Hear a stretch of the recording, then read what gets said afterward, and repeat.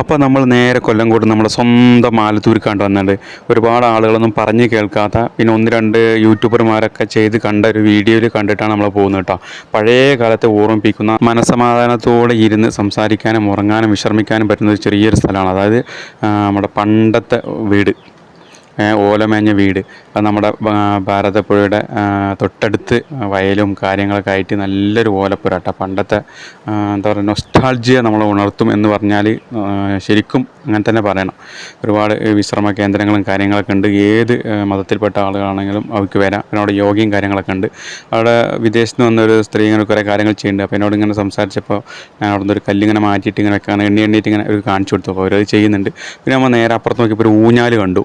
അപ്പോൾ നേരെ നമ്മൾ ഊഞ്ഞാലിലേക്ക് പോയിട്ട്, ഊഞ്ഞാൽ കണ്ടപ്പോൾ നമുക്കിങ്ങനെ ആടാൻ തോന്നും. സ്കൂളിലൊക്കെ കുറേ ഊഞ്ഞാൽ ആടിയിട്ടുണ്ട്, വീട്ടിലും മരത്തിലൊക്കെ.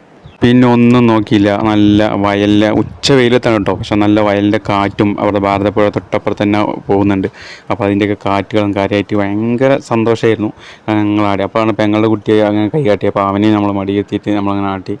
അപ്പോൾ ആ ഓലമേഞ്ഞ വീട്ടിൻ്റെ ഉള്ളിൽ എന്താ വെച്ചാൽ യോഗയും കാര്യങ്ങളൊക്കെ ചെയ്യുന്നതാണ്. അവരുടെ ഭക്ഷണവും കാര്യങ്ങളൊക്കെ അവർ മുൻകൂട്ടി പറഞ്ഞ് ആർക്കും ഉണ്ടാവും. പിന്നെ വിശ്രമിക്കാൻ നമ്മളെ കല്ലിൻ്റെ തന്നെ കസേരകൾ പോലത്തൊക്കെ അവർ റെഡിയാക്കി വെച്ചിട്ടുണ്ട്. നല്ല നന്നങ്ങാടിയും കാര്യങ്ങളൊക്കെ ഉണ്ടായിരുന്നു.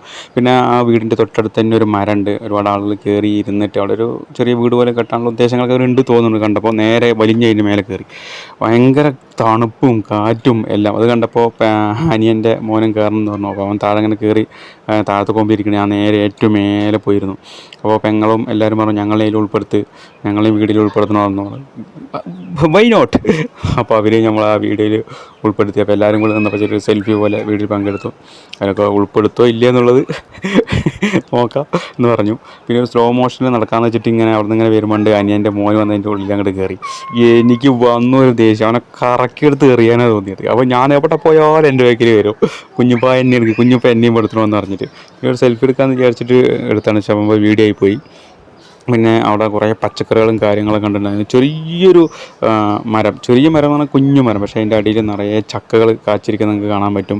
പിന്നെ അവിടെ ഓമക്കായി, നമ്മളെ പപ്പായ എന്ന് പറയുന്നത്, പേരക്ക, അതുപോലത്തെ ഒരുപാട് സാധനങ്ങൾ. പിന്നെ നമ്മുടെ അരിമുളക് നിങ്ങളെല്ലാവരും കണ്ടിട്ടുണ്ടാവും. അരിമുളക് മാത്രമല്ല, നമ്മുടെ എരിവുള്ള കുഞ്ഞ് ചീനി മുളക് നമ്മൾ വീഡിയോയിൽ കാണുന്നില്ല. അപ്പോൾ കൈവച്ച് കാണിച്ചു തരാമെന്ന് വിചാരിച്ചിട്ട് നമ്മൾ കൈയോടെ വെച്ച് കൊടുക്കണം. അങ്ങനെ ഒരുപാട് സാധനം. പിന്നെ നമ്മളെ ചക്കകൾ, മാങ്ങകൾ, അങ്ങനെ എന്തൊക്കെ പച്ചക്കറീൻ്റെ മറ്റേ കാര്യങ്ങളുണ്ടോ അതൊക്കെ അവിടെ ചുറ്റും അവർ നനച്ച് വെച്ചിട്ടുണ്ട്.